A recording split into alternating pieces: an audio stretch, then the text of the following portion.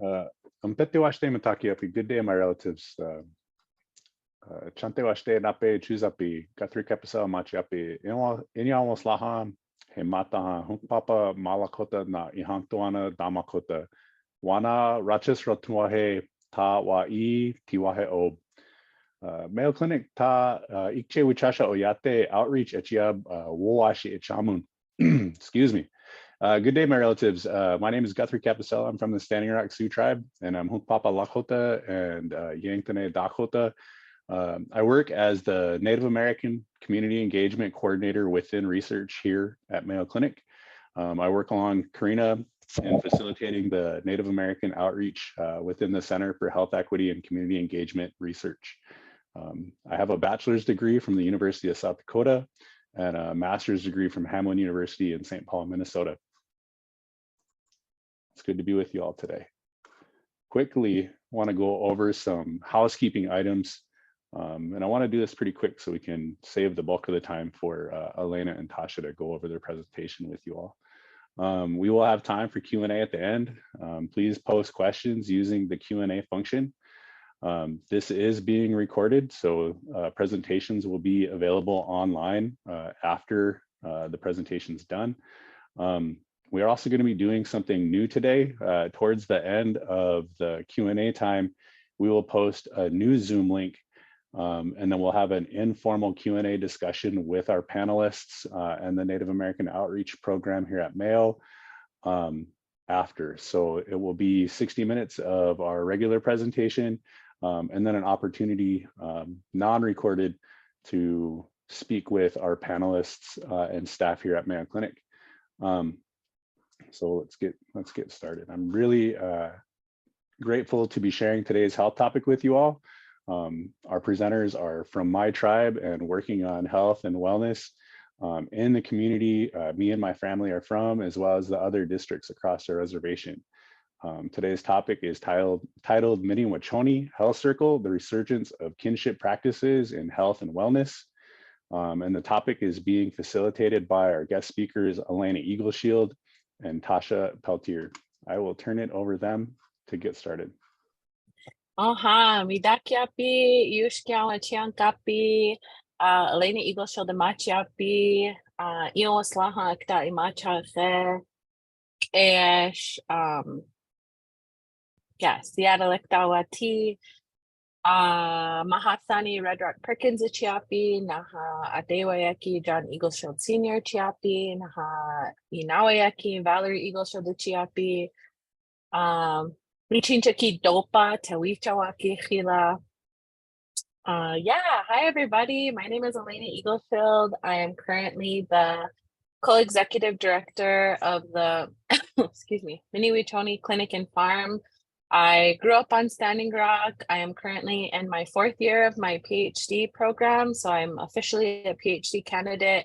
And this is just, I've been able to tailor the program around the work that we get to do, and it's just been beautiful and so transformative and growing up around it, but then also getting to see like how scholarship theorizes and builds methodologies around the things that we get to do within our community. And so it's really beautiful. We'll share a couple of those things with you all today, as well as sharing the work that we do. And so good to see you all. Turn it over to Tasha. Midakiapi, hello everybody. Dayamanchiankapi virtually. It's good to see all of you. My name is Tasha Peltier. I'm Hunkpapa Lakota. I'm also from Standing Rock, a citizen of Standing Rock. I currently live in Mobridge, South Dakota. And I think, all of the work that we're going to share today is just really, things that are near and dear to my heart. I am a public health professional, through education, and but also I think, I'm a lifelong learner of our ways and really trying to understand, our Lakota, Dakota ways, how those things can really lead our journey to, health and wellness in our communities. And so today I'm excited to be with you all to share some of the things that we're working on, and really grateful to be invited to be on the show today. So good to meet all of you. We also want to introduce one of our other team members. So we are a newer organization and we'll kind of share a little bit of our history, but we have another team member that's not on the call today, Sunshine Claymore. She is our community engagement specialist. She's also a member of Standing Rock. She's been with us with our organization for a long time, and she's just coming on as a official employee. And so we're really grateful. She brings a wealth of knowledge about so many things that are relevant to the work that we do. And so we just want to make sure we acknowledge her and her role and everything. So that's Sunshine. And then this is our board of directors. We currently have 5 board members. All of our board members that you see here all have a connection to Standing Rock in some way, shape, or form. That's something that's really important to us, to make sure that the people that are really driving the work or helping to drive the work are connected to the communities that we're serving. And so that's something that's very important to us. We're very community driven, and we want to make sure that we stay connected to what's happening in our communities and what those needs are. So that's our board. And just to point out, we'll share a little bit of our work around Two-Spirit, but that was some of the suggestions that we have an elder and also Two-Spirit relatives on our board to help guide the work that we're doing. And so our Truly Beverly Little Thunder is a Two-Spirit elder who has been involved in a lot of advocacy and work throughout the nation, not just Standing Rock. And then Zane Prentice is also Two-Spirit and has been doing local work within Standing Rock around the Two-Spirit movement. And they all bring a wealth of knowledge, but I just wanted to point that out, that we have been leaning into what it is that the community has been asking of us. And also one of our board members, Bailey, is on, I can see, and Bailey is studying American Indian studies and just brings the beautiful Lakota thought and philosophy into guiding the work that we do. And they're a young Lakota and have just been being a trailblazer in their own way. And so we are super guided by our board.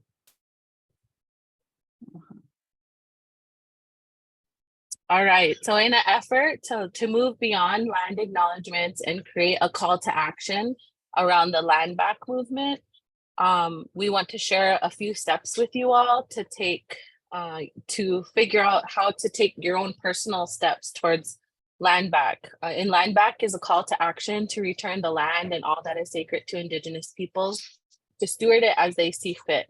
So we just encourage you, one, to learn about the lands that you're, excuse me, to learn about the lands that you're on using either Google or native-land.ca or other resources that are available to you. Research current actions by the Indigenous folks in your area. And if you're not Indigenous yourself, then try not to take up space, but determine how you can support based off of your skills, the things that you have, the relationships that you already have with Indigenous folks who are doing the work, and learn how your skills could be of service to the community. Use your privilege to speak up at local city council meetings and other public spaces, discussing changes, like if your city hasn't changed Columbus Day to Indigenous Peoples Day, or invite folks to return the land to Indigenous nations. And I know that's not quite as easy as just gifting land to folks, because there's assessments and things that have to be done, but just encouraging you to think of how your land could be used, or folks that who have land that could be used by Indigenous folks. Return your property. If there have been collectors within your family or within your city or towns that have collected Indigenous items or sacred objects, just encouraging you to return those things to the nations that they belong to. And just continue to create awareness within your circles. So it's not just doing land acknowledgements and acknowledging the land that you're on, but really self-reflecting to think of how you are being a relative to those folks of that land. And that's what we want to encourage right now.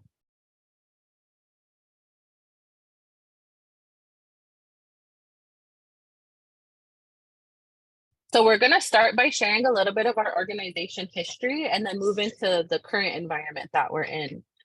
So our organization was started, it's called the Mini-Wetoni Health Circle, but it was actually started at the Oceti Sakowin camp during the Water is Life movement, when our nation was opposing DAPL in 2016. And we wanted to acknowledge this beginning because it was such a monumental time for us. So we had been you know, in a reservation since 1873 is when Standing Rock first became an agency of their own. And since then, we've kind of been prescripted these ways that we have to govern ourselves. And so when the No DAPL camp happened and the Oceti Sakowin camp was set up, that was really a time where we got to think about what it means to exert our sovereignty. And we started to ask ourselves, like, what does this look like in education, kinship, wellness? And then carrying the spirit of the Oceti Sakowin camp forward. You can go to the next one, Tasha. And carrying that forward and thinking about what it means to lean into health and wellness through our own lens. And so it was started kind of by Dr. Sarah Jumping Eagle, Linda Black Belt, Dr. Rupa Maria, and so many others. And it was called the Medic Healers Tent or Medic Healers Group. And they were responding to the immediate needs within the camp. You know, there were frontline actions, all kinds of things happening. And so they were bringing like acupuncturists and birth workers and midwives and body workers, herbalists, all these different pluralisms of health services to the camp. And from there, it became the Mini-Wetoni Clinic and Farm because they, you know, had initially wanted it to become a clinic and farm and wanted it to be this staple within the community that uplifted health and wellness. You can go to the next one, Tasha.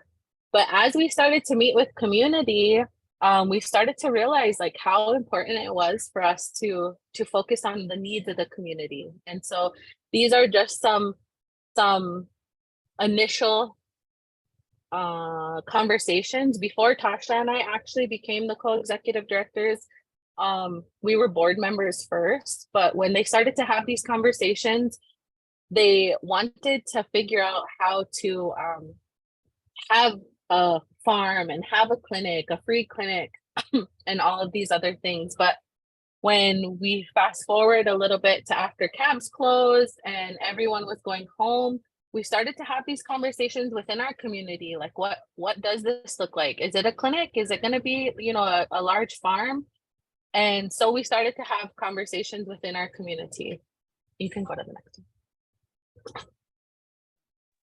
So one of the first things that, you know, Elena and I got to be a part of when we took a leadership role with the organization as co-executive directors was we knew, like she said, we knew we had to start, you know, being in conversation with community, but also get input from them on how we move forward. What is the direction that this organization is going to go? We recognize that there were needs around health and wellness, but what did that look like? And so we were able to host a strategic planning session with community and really kind of, we looked at our collective history, identified what were the significant things that were impacting our health present day.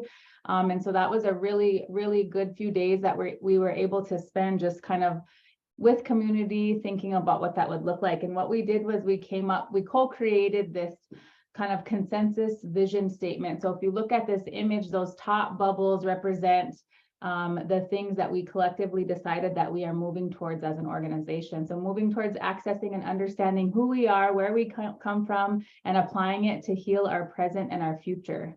We're also moving towards spiritual, emotional, physical, and mental balance, and moving towards restoring and regenerating the pathways and environments for our sacred purpose and connection to happen. And so all of the dialogue underneath, or the text underneath, is what are the important things that are necessary to move us in those directions. And so through all of this community engagement, we were able to kind of revise our organization's, you know, vision, mission, what it is that we want to do. And we came up with really, we intend to provide purposeful care that models, teaches, and nurtures our people at every stage and in every role in the circle of life. We promote holistic community wellness by uplifting Indigenous ancestral knowledge systems while integrating contemporary practices to build spiritual, emotional, physical, and mental balance. So this is really kind of the statement that guides the way that we move, the work that we do, how we conduct ourselves. We reflect back to this, when we're thinking about the work that we do. So that's a little bit of our history. As we kind of start talking about different, the work that we do and different concepts, we like to start off with some of the definitions and history of our communities, because we give this presentation or similar presentations in different scenarios or settings, and we never know what the understanding of those settings are. So we always like to make sure that we're, going over some of these concepts. So of course, some of the basic questions that we get asked when we have these conversations are, things like what is the appropriate terms, or, how do we refer to Native Americans or Indigenous peoples? And so these are just some examples of definitions of, common terms that we use. So if you look at Indigenous, that refers to people with pre-existing sovereignty, who were living together as a community prior to contact with settler populations. Another common one that we hear is Native American, American Indian, Alaska Native, Native Hawaiian. Those are all terms that refer to people that are living within what is now the United States. And then you'll hear First Nations, of course, those we hear that a lot with the Indigenous peoples of Canada. First Peoples is another term that we hear common, referring to a group of people whose ancestors lived in North America or Australia before Europeans arrived. And then Indian, we hear Indian a lot. That's kind of sometimes it's an outdated term, but really that comes from language that is used in a legal context, when you're talking about things like federal Indian law or Indian tacos. No, just kidding. But, we sometimes take ownership of those terms too, when you hear them in our communities. But, really what we want to stress here is that everybody I think the most respectful, important thing is to ask when you're working in community, when you're engaging with an individual, ask them what they prefer to be referred to as. And so that's just out of respect, and just shows your commitment to understanding them. And so we just like to kind of start off with that. But just to, as we, in this context, we often use the term Indigenous. We may, throw other terms in there depending on the context that we're using it, but that's just a little information for you all. But also just, like Tasha said, make sure that you're referring to the community or deferring to the community that you're in, because like our community, we hear Indian a lot, like, oh, big Indian, or this one, gee, you speak good Indian. And so there's, as you can see, the definitions that Tasha shared, there has been a history of like what the government thinks that we need to call ourselves. And so we've, have written our grants and things like that based off of what it is that they're requiring of us. But otherwise, a lot of times our communities call ourselves by our names. Like if we're Lakota or Dakota or Hunkpapa or Oglala, those names. And so just thinking of those definitions, comparing it to this federal Indian policy timeline, we'll just share a little brief overview just to help folks get an understanding of like the wave that we've been in within our communities.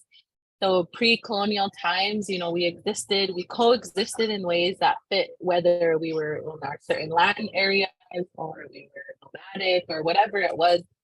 Our nations are tied to specific points, but we were never necessarily, for us in particular, we were never necessarily just stagnant in one spot, but we coexisted. There were wars and there were all these other things, but we knew how to conduct ourselves with each other. And then the doctrine of discovery came. We ended up making treaties with the government. There was Indian removal, the reservation era, and then it moved into allotment. So we were given land, or our land was divided up and given to like the head of household, which was usually a male. So who knows when that actually started, but there was like this shift towards the patriarchy and uplifting men as being the ones who get to make those decisions over our land, our homes, our bodies. But before colonization, the woman owned the home. The woman had made everything within the home, and they would always live with the woman's parents. And so for our people in particular. And so it's important to know these things, because when we think of like how the shifts within federal Indian policy has shown up, we're self-sufficient, we were hunters and gatherers, we moved along the land for survival. And then after colonization, there was this assimilation period, and a lot of harmful effects where, dams were put into place, our identities were questioned, and kind of became this like monolithic where they kind of grouped us all together as like, oh, natives, and we all have different ways of conducting ourselves.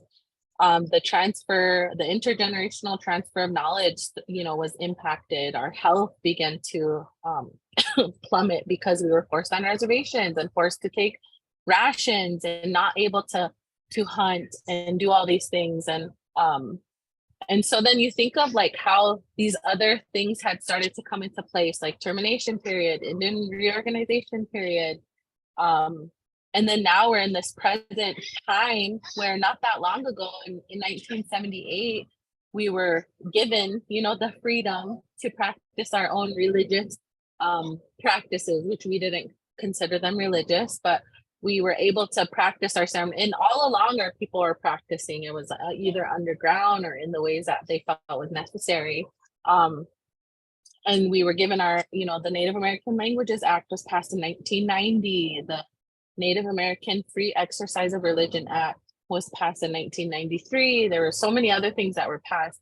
And we're showing this because we want to demonstrate that there were all these laws and things put on our people to try to control and govern our land, our bodies, our languages, our ceremonies. And then, within the 1970s, 1990s, we were starting to get this like freedom. And it's because they started to feel like it was safe enough to give it to us now. And we'll explain a little bit more of that later. You can go to the next one, Tasha. Because, we were put into boarding schools, punished for speaking our languages. There were all these massacres. They wanted our land because of gold. You can go to the next one. And the reason we say that it was safe, as I'm in, my PhD program, I'm learning about all of these different ways that the government controlled, our communities. And through Loma Lima and McCarty, they talk about these traces of Indian policy, or these swings of Indian policy that basically perceived threats or benefits based off of what they felt was safe or not.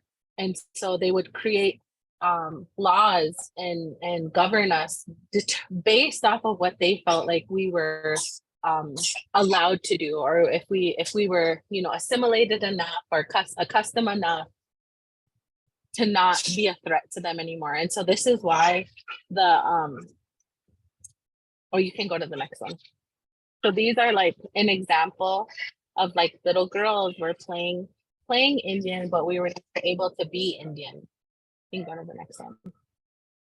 So the government was able to control our hair, our languages, our religions, our economies, our family structures, as a way to continue to force us into this white gaze to kill the Indian and save the man. And the reason we bring this up is because we understand how monumental and important it was for us to experience the Water is Life movement during the Oceti Sakowin camp, as we were opposing DAPL, because we got to prove and show the government that we were no longer going to be safe, that we weren't going to just let them take our land, pollute our water, take our languages and all of these things anymore. And so I feel like that's why it's such a huge movement right now that's happening, not only on Standing Rock, but throughout the world, because we got to see a space where at the Oceti Sakowin camp, where in the beginning, for sure, I don't know how many of you were able to be there, but in the beginning, it was so beautiful to see everyone just being authentically their Indigenous selves and stepping into language and Two-Spirit movement and health and education and all of these ways that we got to prove that we can lean into each other and heal ourselves. Yeah, so I think now we'll kind of step into really, how has that movement, those thoughts, how is that guiding the work that we do? So we're gonna, we talked a lot about, the disparities that have been caught, or, what is the status of our communities today because of all these negative things that were imposed upon our people. And really what we're trying to do is think about, how do we uplift our own Lakota, Dakota ways of life and teachings to really try to flip that narrative from focusing on what we don't have or what was done to us to really leaning into those protective factors or things that we know have carried us for generations, right? How do we lean into those things? And so we'll share a little bit about the ways that we are trying to do that with our work. We just wanted to share, this is a quote from Lekshee Tim Ment Sr. He talks about sovereignty. We're going to talk a little bit about sovereignty later on, but sovereignty really is a spiritual commitment to the people, and so we really try to keep be mindful of that as we're thinking about leaning into that sovereignty around health and wellness specifically. So the work that we try to do with our organization again is led by leaning into that sovereignty. So we think about different things like through the pandemic. Actually, when Elena and I started as co-executive directors, shortly after that was when the pandemic hit our community. So we had been on this trajectory of, where we wanted to go as an organization, and bam, just like everybody else, we were hit with the pandemic, and it just really kind of stopped us in our tracks, and we had to adjust. We had to adjust to what we were doing for a community based on what the needs were. And so we really leaned into, of course, there was a lot of resources given to communities, whether it was from the federal government or different, organizations, states.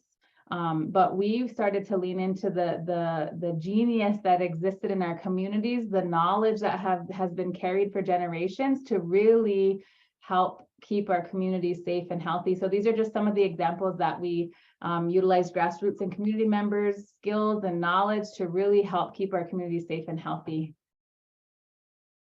One of the other things that Elena mentioned earlier was that we're really trying to focus on being two-spirit centered. One of the things through colonization and, just other influences in our communities, some people have forgotten how we upheld our relatives in our communities, how they had very important roles in our communities, and they weren't shunned or, pushed out, and they were held in very high regard. And so we've let those influences creep into our communities, and it's negatively impact. We see it across the nation that it's, our relatives are being negatively impacted. So we're trying to be very intentional in our own communities to uplift that again, and to really show our relatives that they have a place. And let's think about what that looks like. We've been diving into language and, roles and societies. What do those things look like within our communities? Because we know we all have a place. And then, really, we talk about, the title of our organization talks about, kinship. And one of the areas that's important for us is really focusing on our relationship to the land. That's one of the things I think that can, it's easy for us to feel separated from the land in kind of the modern day, world that sometimes we get caught up in. And so it's about recentering, being connected to the land, being physically on the land. There's really something, we know that there's something that does for us. And so we've had several projects and things that a lot of the work that we do is on the land. Even sometimes when we just get together and meet, it's on the land because we know that that's important. And so these are just some of the examples. One of the projects that we've done is a Chichasha revitalization project. Really trying to work with our medicines like that, reconnect with those medicines, understanding how those plant relatives take care of us. And these are just, like I said, other examples of some of the things that we've done on the land, some of the community members that we've worked with. That's one of the things, is we have a really small team of employees, but we do a lot of work with the community. We have different opportunities for them to do work with us, and really we try to let them lead how the work looks, because we know that, coming in and telling people what needs to be done, it doesn't work for us, right? We have that knowledge in our communities, and we really like to be intentional about that when we do the work.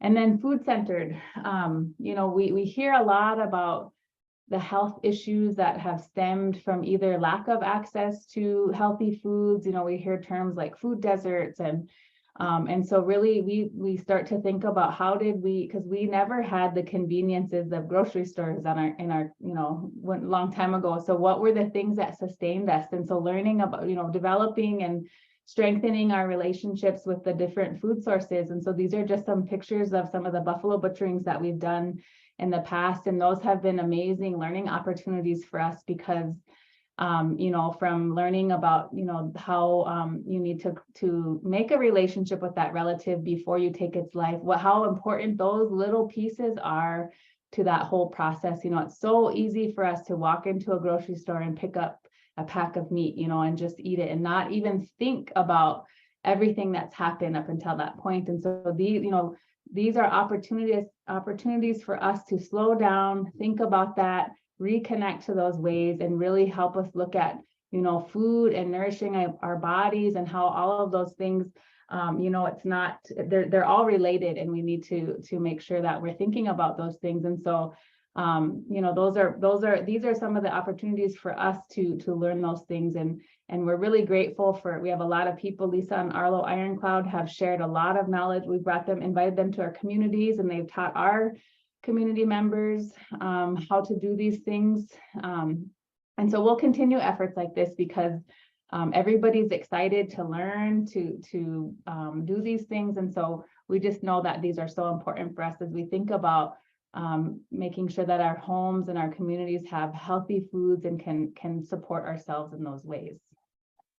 And also just on that same note that we are continuing the effort. So we have our first, I don't know if it's going to be quarterly or annually. We're still trying to figure out when it actually happens, how crazy it's going to be. But we have our Tkatanka Wiioksape Buffalo Teachings Camp. And so that'll be May 10th, 11th, and 12th. And we have a new organization. We'll share a little bit about our partnerships with them in a bit, but we have a new organization that just opened up their building. They had their grand opening yesterday in Cannonball, which is so our reservation is like the size of Connecticut, 2.4 million acres or something. It's huge. And so on the North Dakota side, we have 3 of our districts. On the South Dakota side, we have the other 5. And so the Cannonball is like the furthest north district that we have on Standing Rock, and that's where it's going to be located. And so we're continuing those efforts, continuing to figure out, like, as we've been doing these buffalo butcherings, we're like, we know we can't do this in a day. We have been able to, but there's so many things that come up. You know, we're there from like morning, sun up to sundown. And even afterwards, we have like our cars, you know, shining lights and cleaning up and putting things away. And so we wanted to extend it to 3 days now. And so we could share a little bit more about that later as well.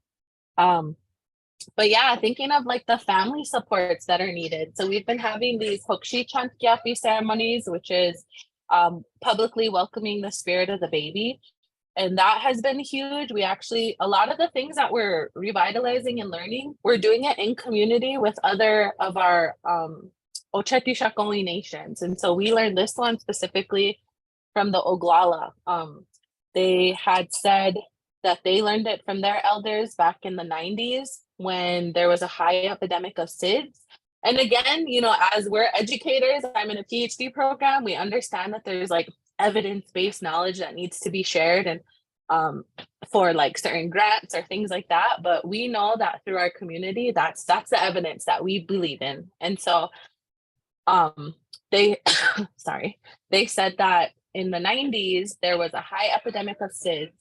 And the elders got together and decided that they needed to do something about it. And so they started to have these baby welcoming ceremonies. And so there's a whole process that happened where you pray for your baby, you prophesy over your baby, you eat traditional foods, you get painted. There's just all of these things that happen that are like so powerful when you think about how intentional you are to be able to welcome that baby. And also we've been having conversations around like fatherhood and motherhood and traditional medicines to use, like bone broth soups and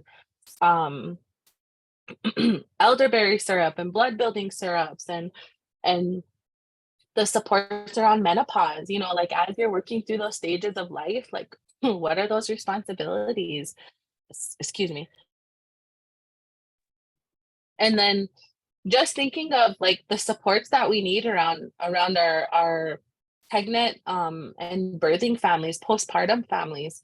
We've been we're actually going to hire two folks coming up, and it's going to be within the next month, and we're so excited about it. But they're Indigenous birth and death specialists, so we're not requiring them to have like a doula certificate or have any kind of training, because we know that that genius, just like Tasha mentioned earlier, that genius and that brilliance within our communities, we know the answers. We've been doing this, for years and generations since our communities were first created, like since the creation, our people knew how to support our folks through birth and through death. And we also know that that birth and death portal is the same portal. And when we forget how to die or forget how to birth, and we forget how to die, like vice versa. And so we've been having like necessary conversations, because it's so stigmatized to think of birth and death in the same breath, but our communities face them, those things all the time. And so we're so excited to hire those next folks in the coming month. And so look out for more information on that. Excuse me, my allergies are crazy. And we have been working really hard to engage the youth, because we know that they will carry these things forward. And when they're exposed to these things, or they have opportunities to be engaged in these types of things, this is where just like Tasha and I grew up around the same ceremony families as we were, when we were young, we have grown up in the same community. And these are the passions that we've been able to pick up, because we're like, oh man, these are not separate.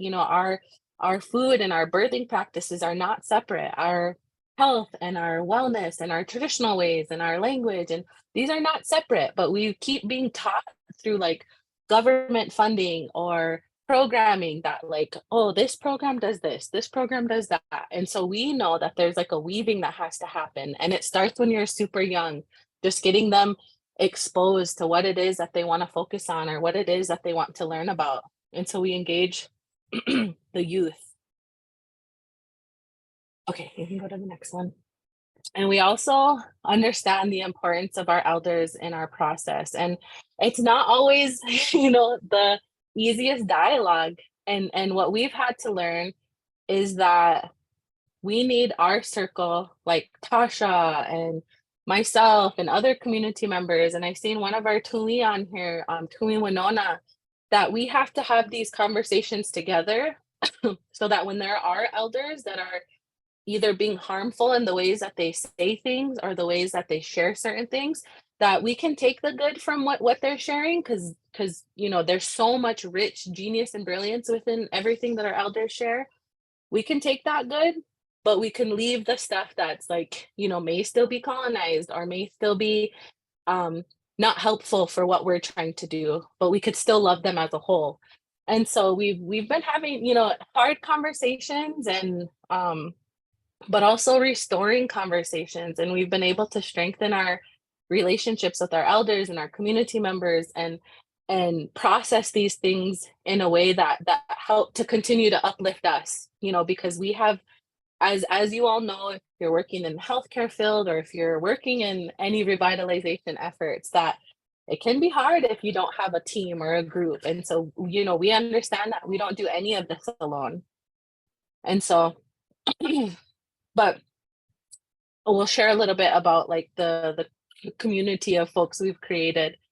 But we focus on ceremonies, like it's because we're in our own community, we can be centric or Lakota Dakota centric, because that's the ways that we know, and that's the ceremonies that we've been in our Ocheki Shakoi neighboring reservations. We've been learning from each other in these ways. Excuse me. And so focusing on how these ceremonies have always helped us and uplifted us and created these paths for us to move forward. And like we've heard from our elders, that our ways have never been they've never been gone. We're not ever bringing anything back, but we're just helping to uplift these things again and remember them. And so these images are from our Ishnati Owicha Loampi. So Ishnati, excuse me.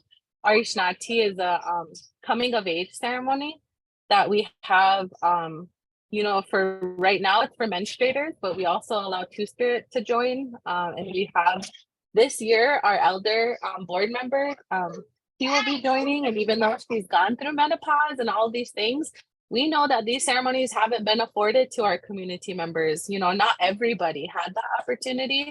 And so we open it to no matter what age you're in, or no matter what phase of menstruating or menopause that you're in, because we know that these teachings are super important. Okay, you can go to the next one. And so as we talked about the communities that we're building, one of the teachings that we've been doing is teachings around the teepee. So during our Ishnati Owicha Loampi, we share, we teach them to put up a teepee together, because they're all, most of them don't know each other, but we teach them that they can put up their own home and that this is their home. And we teach them to communicate, and, each pole has a different meaning. The way that you tie it to the ground has a meaning. There's so many things that are taught through the process. And so we started to do this within the community. And from here, we started, there's been a coalition that's been created. It's called the Oyate Oyuitaya Community Coalition.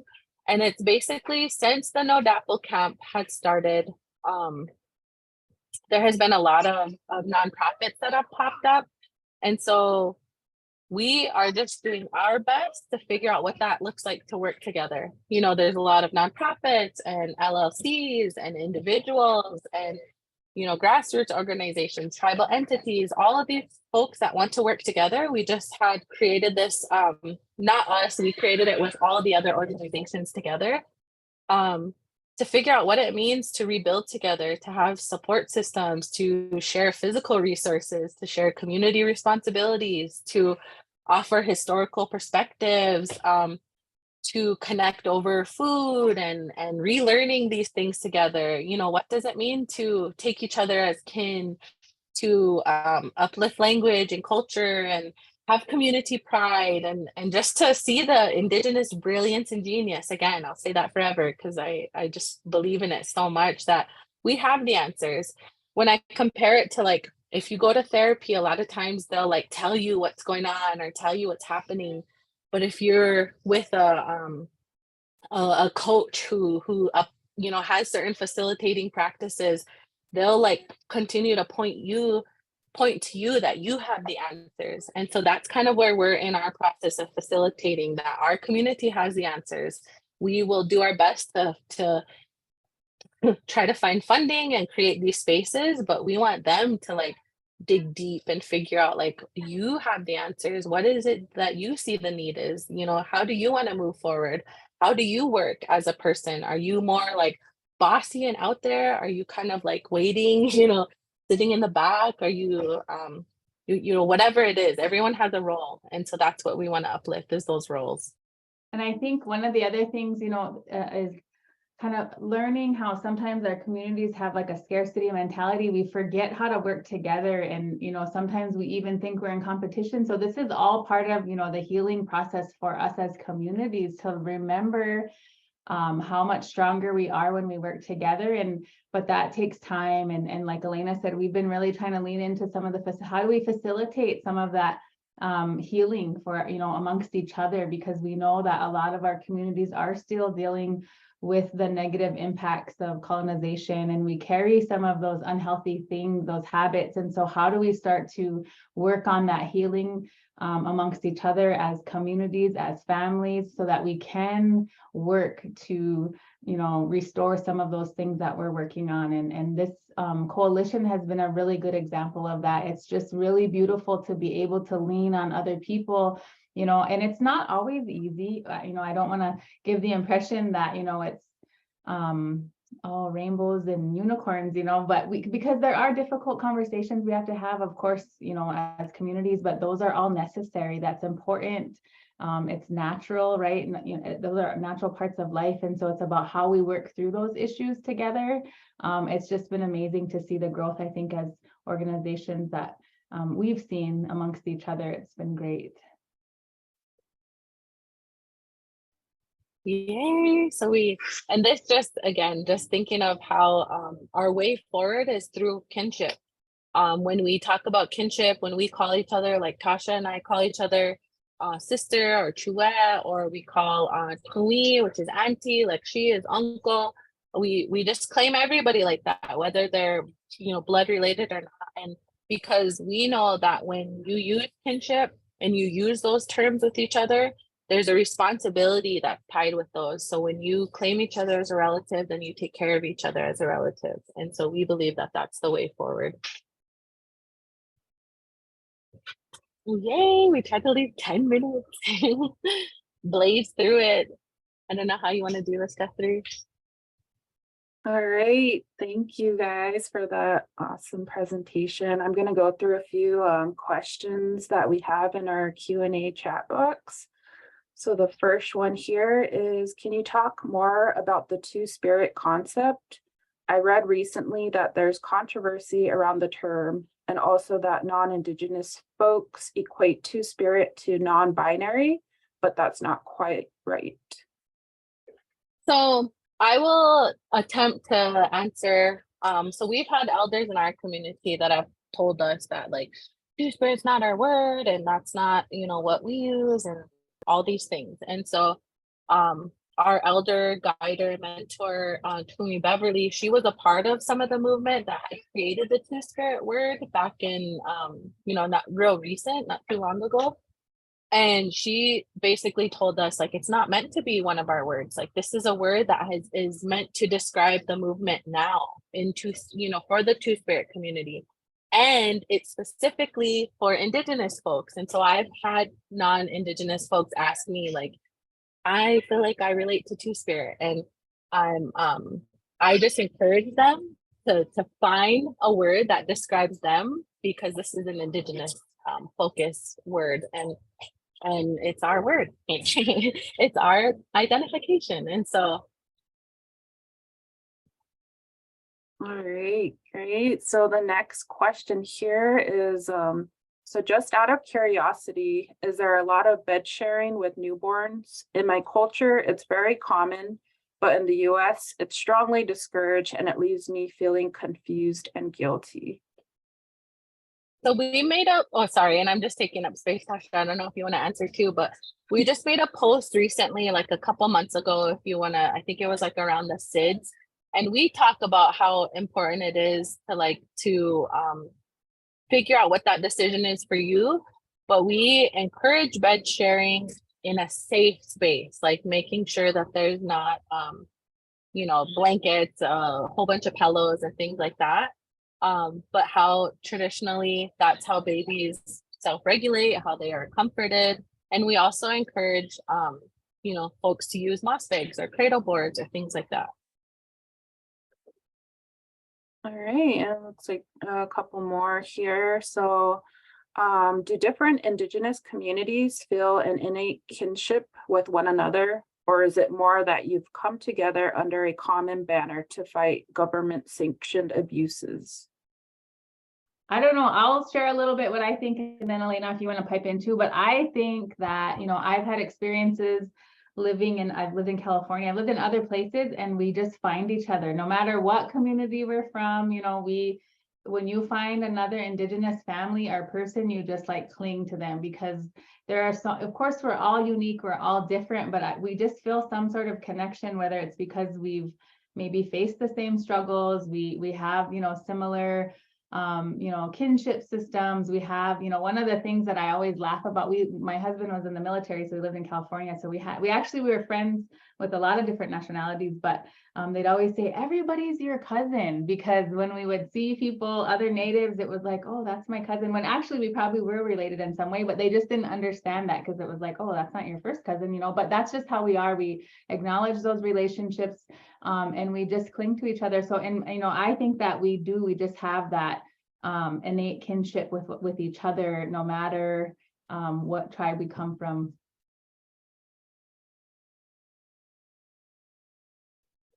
All right, awesome answer.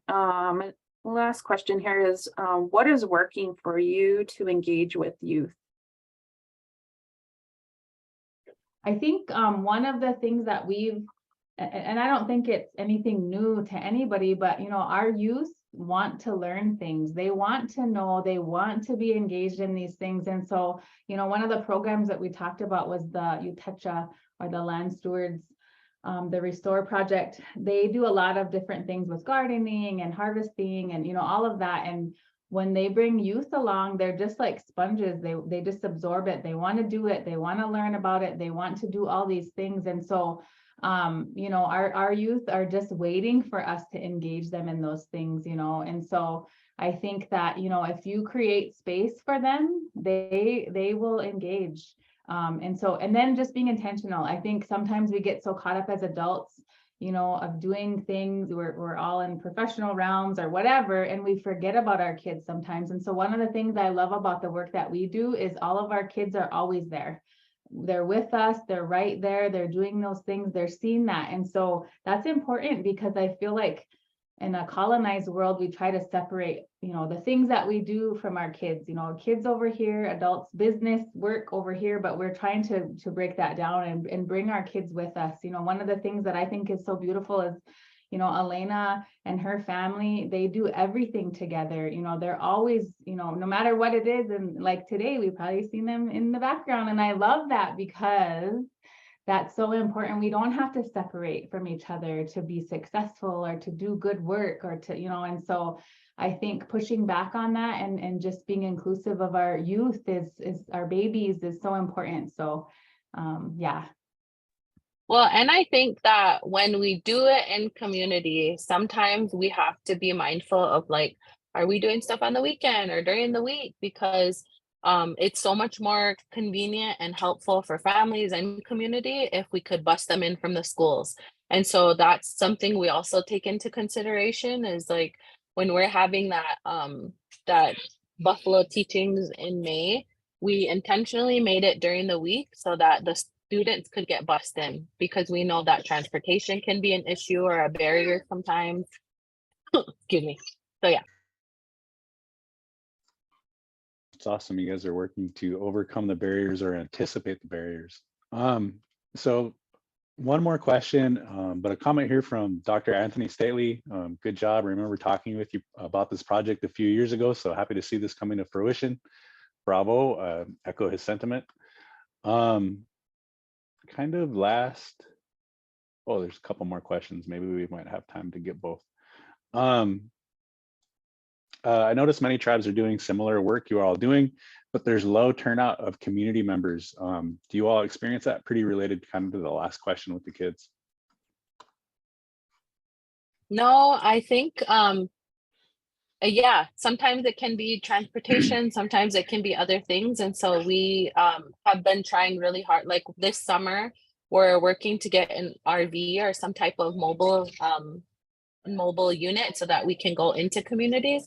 But right now we've been just trying to have things in the community that because we have 8 districts on Standing Rock. So we had a buffalo butchering in Rock Creek one time. We have different tree plantings in McLaughlin or Little Eagle or Bear Soldier. And so there's just different ways that we're trying to meet that meeting with other communities. But I don't feel like there's a crazy a low turnout. We have the folks who show up are meant to show up, and sometimes it's ones that we least expect. So it ends up bringing more than next time. And I think one of the other things that we recognize too is that some of the things that we're doing, because of colonization, people maybe don't feel worthy of those things, or they don't feel like they can access those things. And so we're working really hard to make people feel accepted, and, you know, we want them to come and engage, but that's a process too, right? There's an internal maybe mindset that we're working on with people to understand that these things are for them, and we welcome them. So. Yeah, that's super true. Takes a while to kind of overcome that barrier. It's like an invisible barrier. I experienced that when I was doing language learning. That's really tough. All right. Unfortunately, we've got one more question. Maybe we can answer that when we get to our informal Zoom piece. Karina, can you toss the Zoom link in there too? Awesome. I'm going to share. Karina did put the Zoom link within the chat. We're going to get ready to migrate over to kind of the more informal after Q&A session. I do want to toss up the QR code on the screen real quick. That way, if that's easier for you to access, if you're on your phone. Can you guys see that? Or are you guys looking at yourselves? You can see it. Okay, perfect. So thank you all for coming. I really appreciate it. We're going to be migrating over to our post session here. Please do fill out the survey. That really helps us improve. Karina's talked a lot about that in terms of the feedback's been excellent. And so we've been continuing to try to be responsive in that way. We don't have our next speaker lined up yet, but we will host it on the same kind of schedule for the Thursday, April 20th. So look forward to seeing you all then if you're not able to jump on with us here in a few minutes, but hopefully see you all, because I've seen a lot of names in here show up every week, but we haven't been able to see faces. So looking forward to meet some of you. See you all very soon.